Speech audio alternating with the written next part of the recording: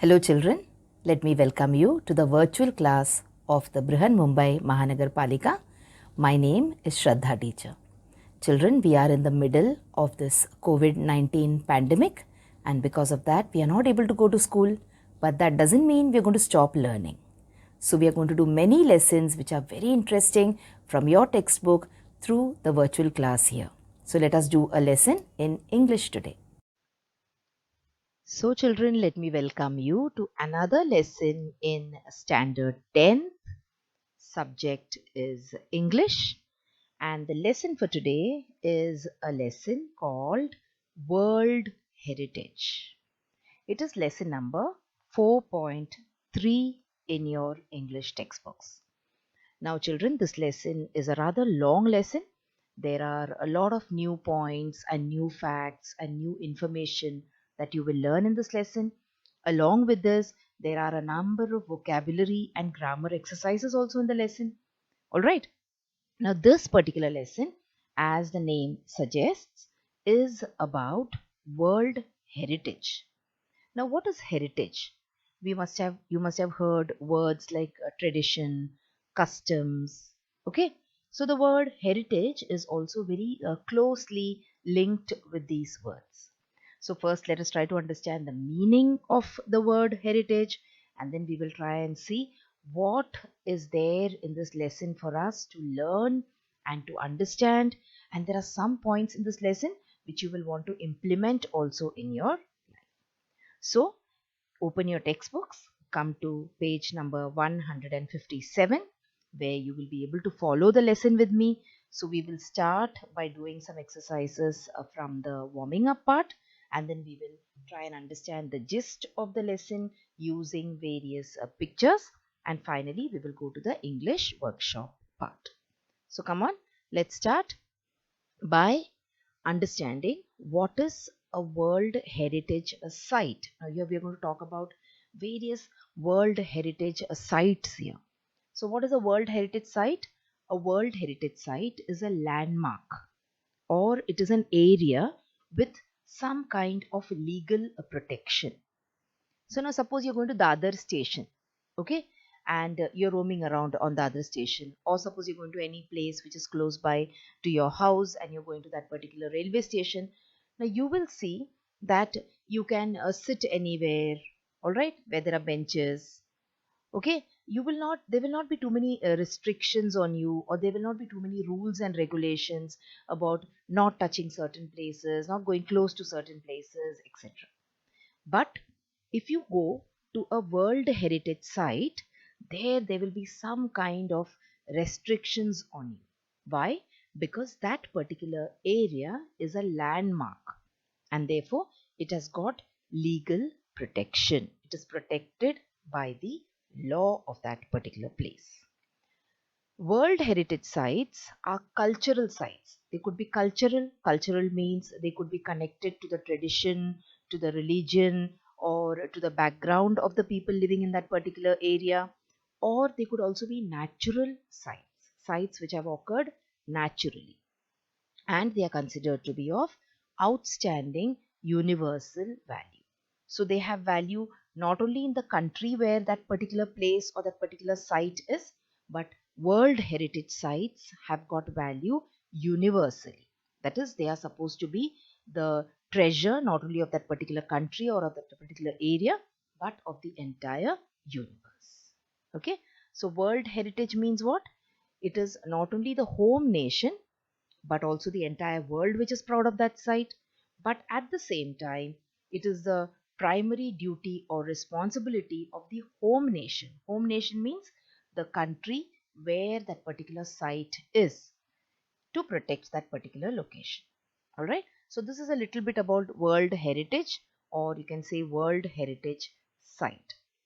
Now UNESCO, it administers the World Heritage Program, and where there are a list of many sites which are supposed to be protected, which are supposed to be marked as important, okay, all over the world.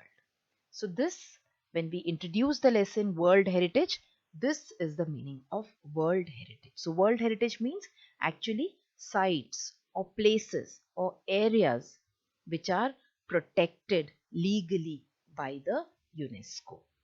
Okay, so the UNESCO gives guidelines as to how these places should be maintained, how it should be protected from the from destruction, or you can say from natural calamities, or you can say from pollution, etc. All right, children. So now we understood what are World Heritage Sites.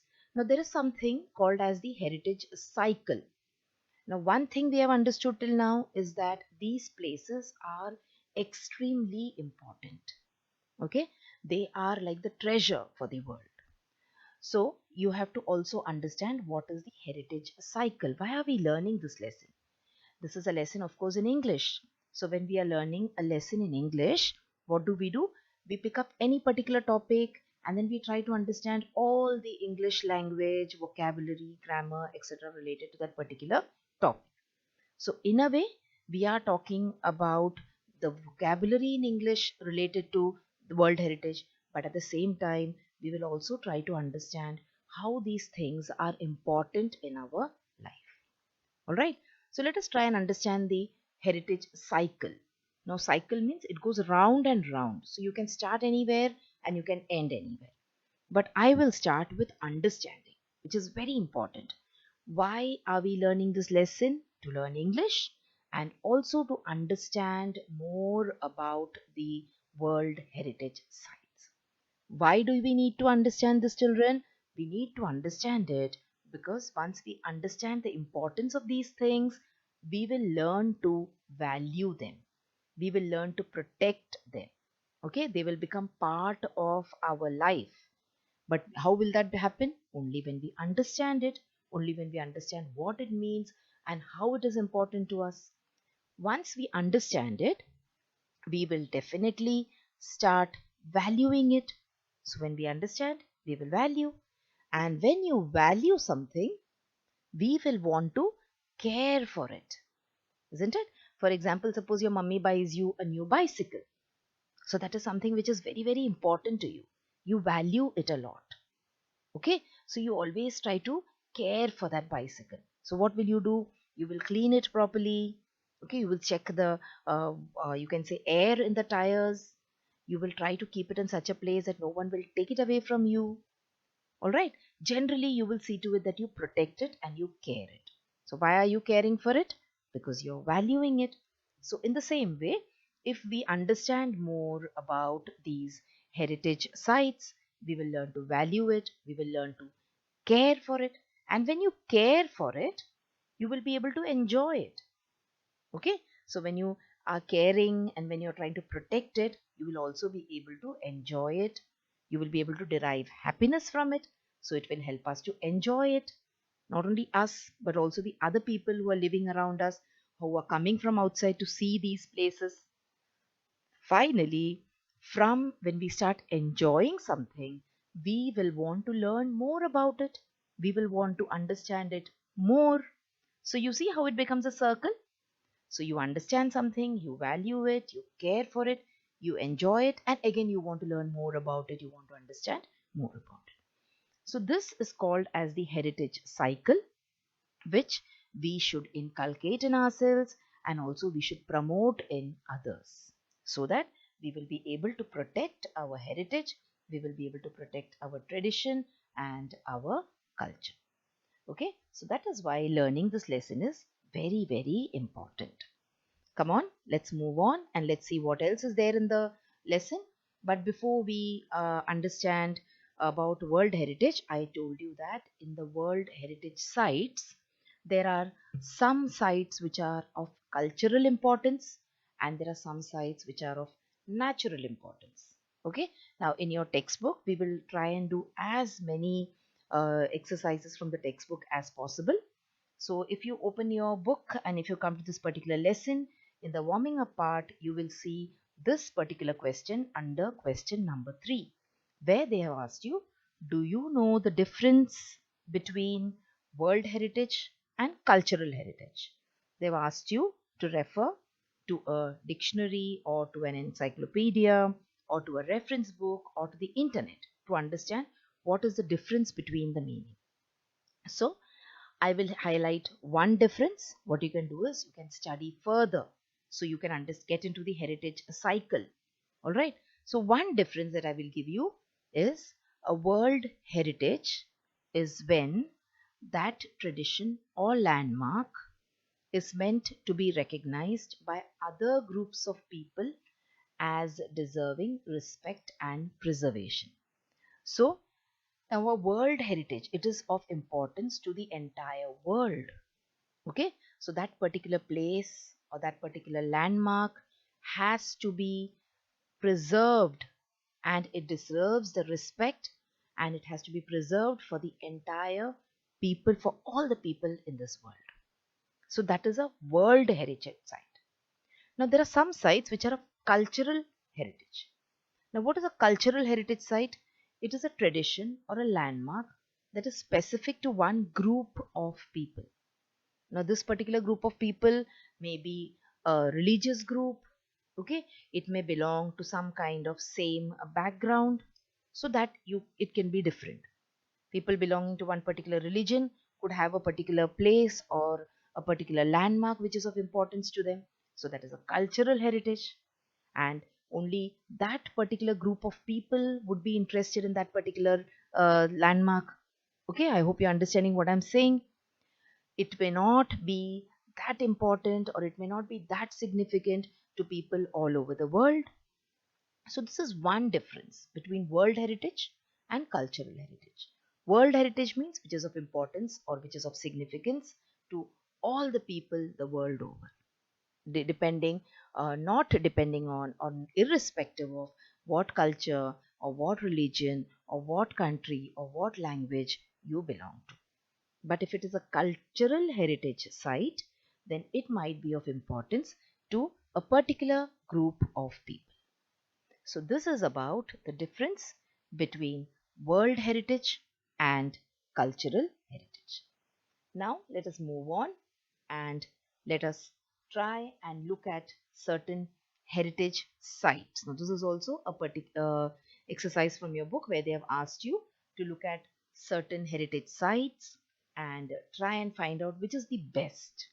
Now see children, there are some of us who like natural things, there are some of us who like the sea, there are some of us who like the mountains. So each and every individual is different.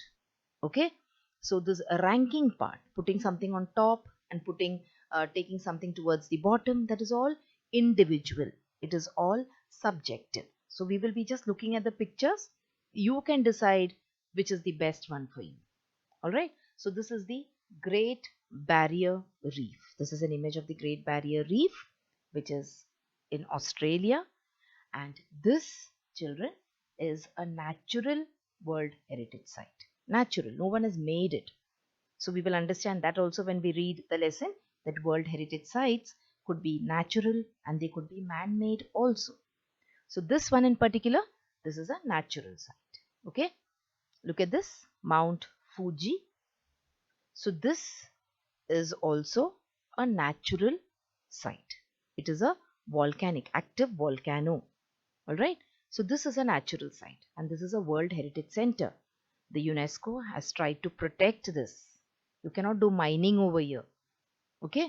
So this place is protected. You have to follow certain rules and regulations if you visit this particular place. Then you have this place called as Machu Picchu. All right. Now this place also, if you see, it is a very ancient citadel. A citadel means it's a kind of a castle.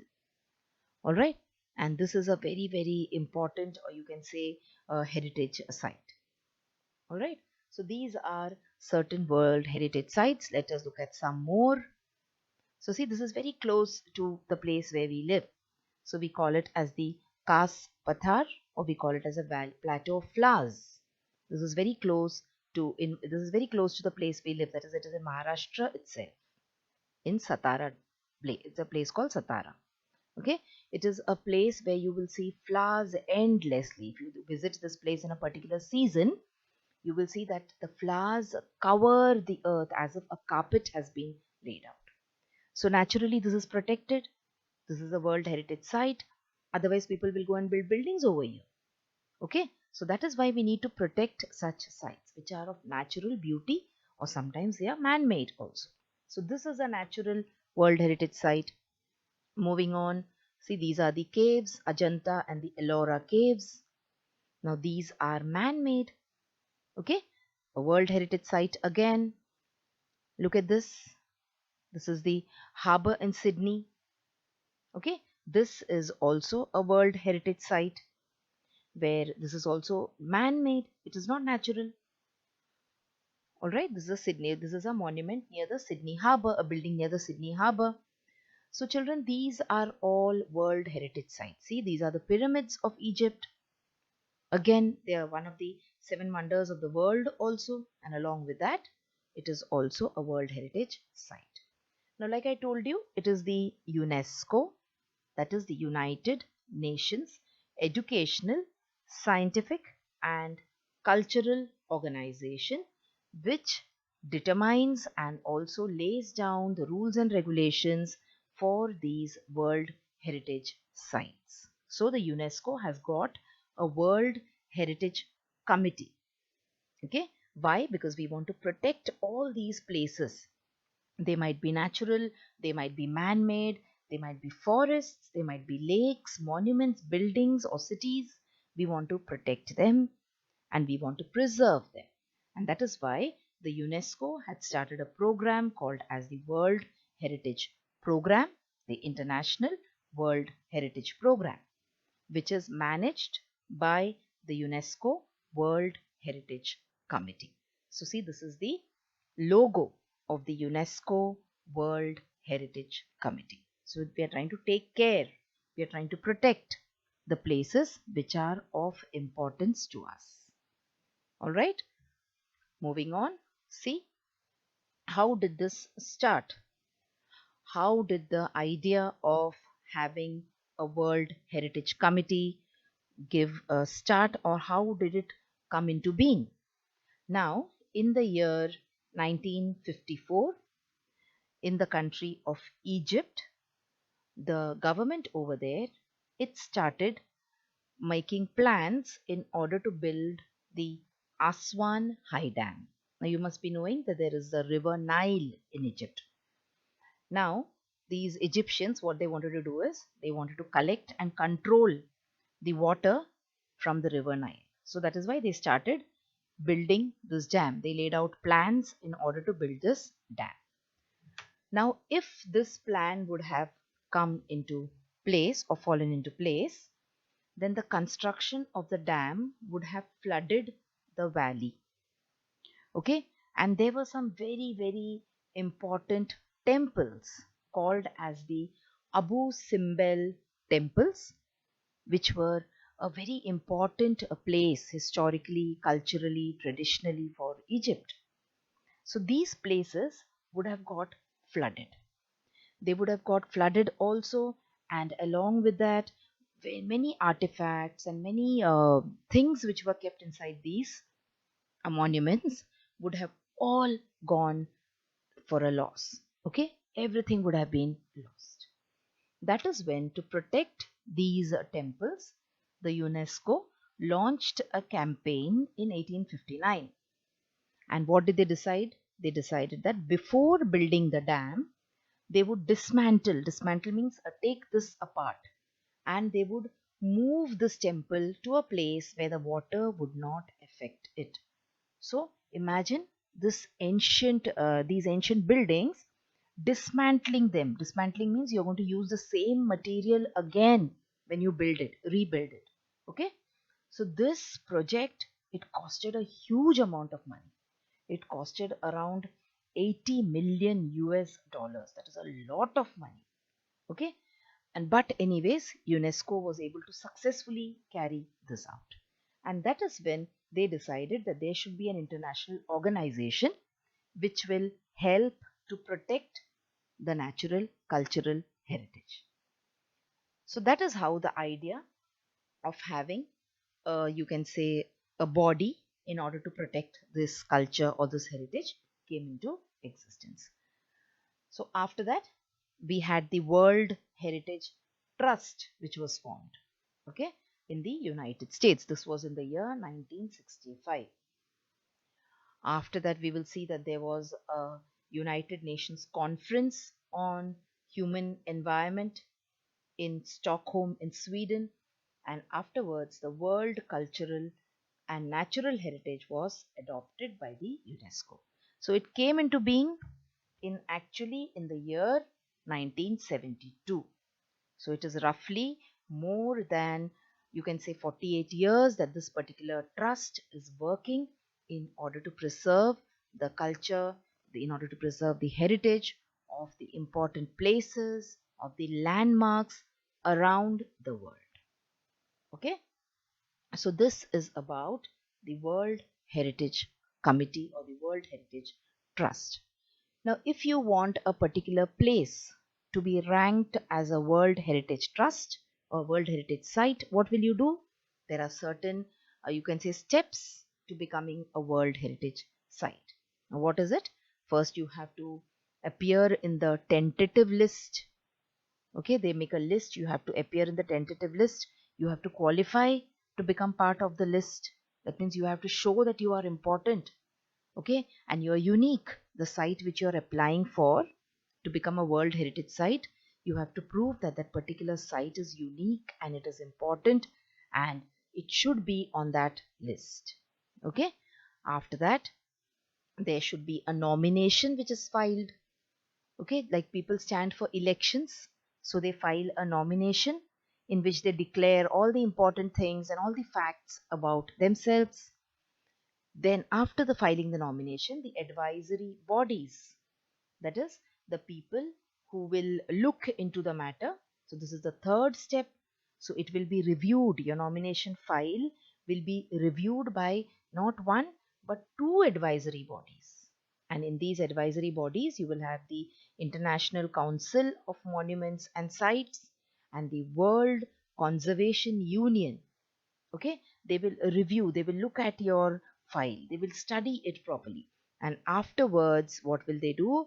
They will make a recommendation to the World Heritage Committee. They will tell the World Heritage Committee, okay, we have gone through the file and this is what we feel about this particular place.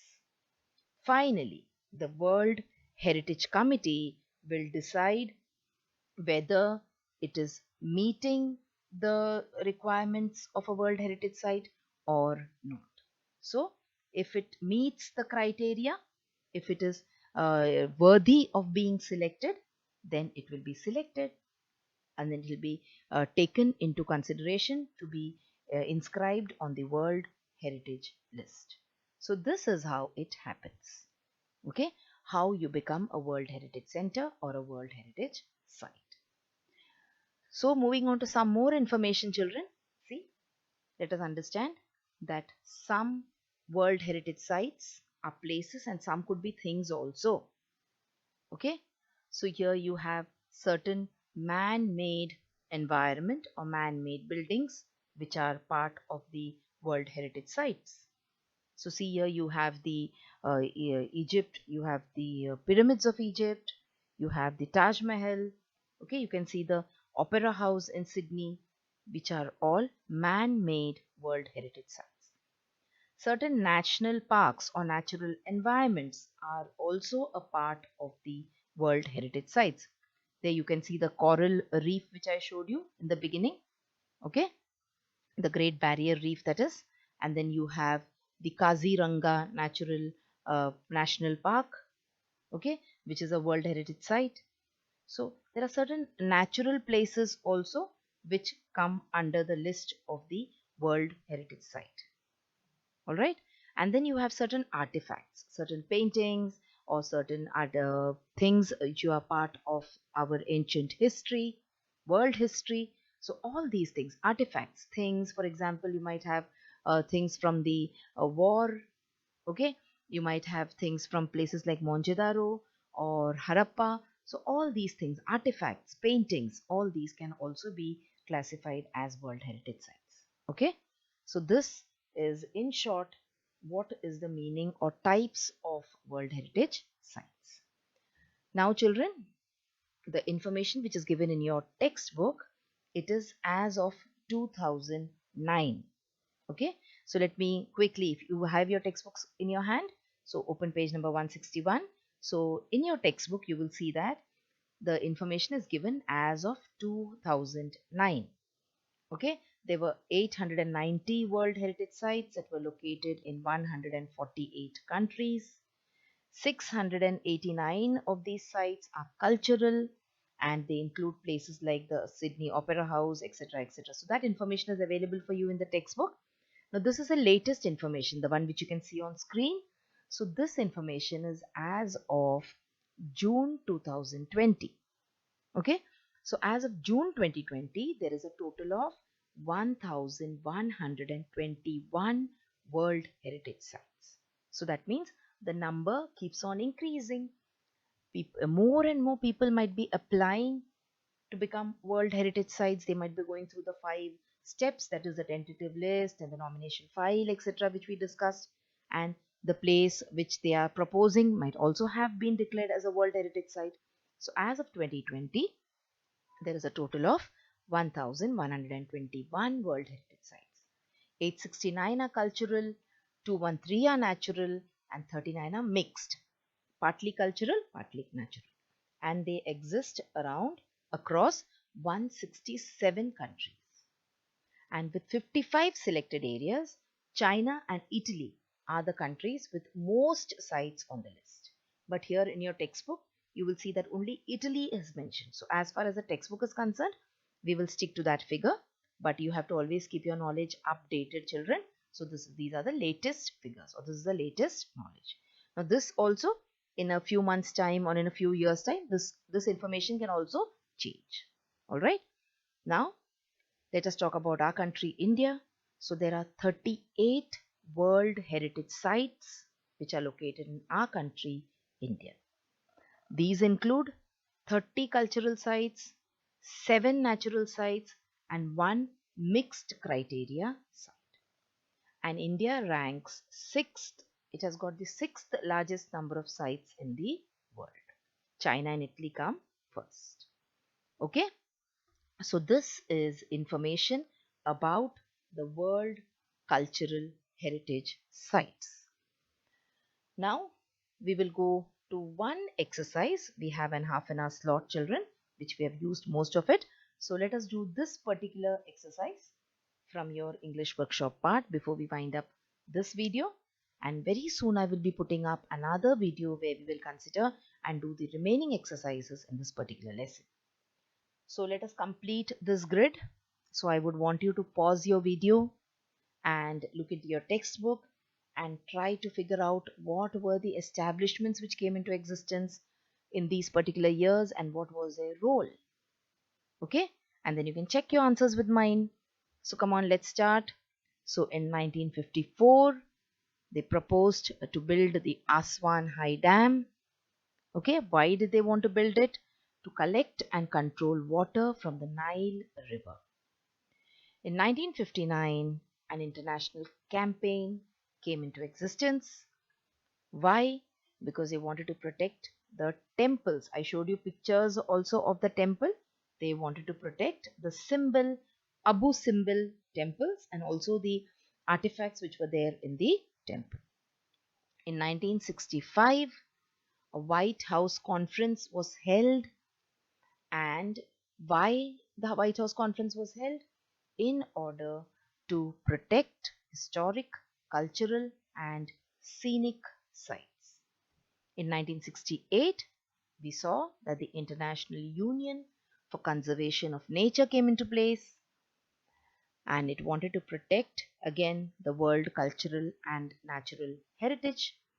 Finally, in the year 1972, we had the UNESCO General Conference in exactly on the 16th of November to again protect the world cultural and natural heritage.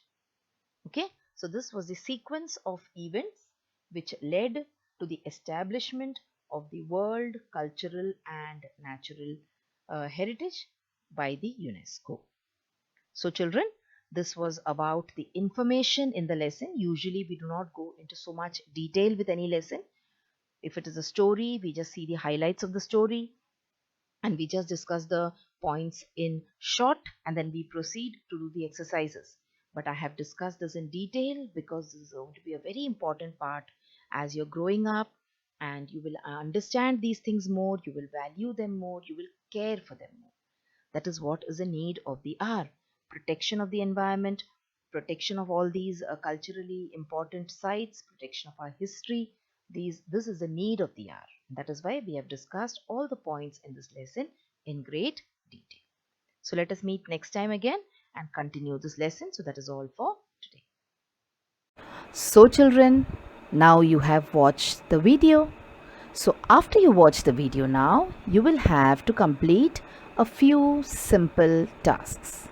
Now you might have watched the video on your computers or your laptops or your mobile phones. Now after you watch the video, what will you do? You will please go to the description box which is given below the video. So what is the description box? See, the description box looks like this. Alright, and after you go to the description box, you will see that there are a few questions there. Now what are these questions about? These questions are about the lesson that we just learned or the video that you just watched. So what will you do? You will think back properly about the lesson and you will try and answer these questions and note down the answers in your notebook if you want. Okay? After that, we have another task waiting. You will also click on the link which you will find in the description box to fill up the Google form. So now what is the Google form, children? It is nothing but a simple form. There are a few simple questions there about the video which you just saw and also about yourself. So these are the tasks now that you will have to complete after you watch each video.